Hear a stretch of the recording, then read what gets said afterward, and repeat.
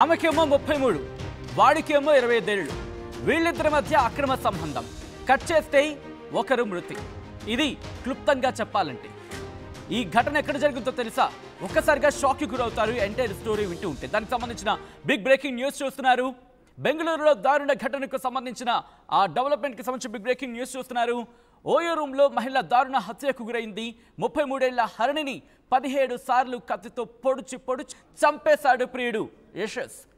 relationship వద్దన్నందుకు పొడిచి చంపేశాడు యశస్ గత కొద్ది రోజులుగా హరిణితో యశస్ కు రిలేషన్షిప్ ఉంది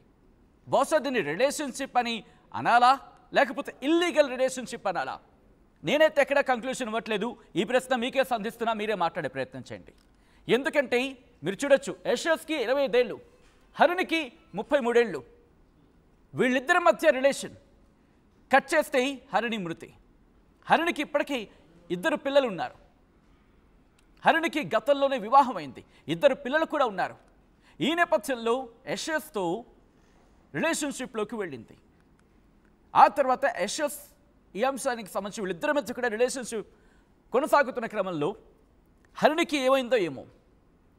రిలేషన్షిప్ వద్దు అనుకుంది అనే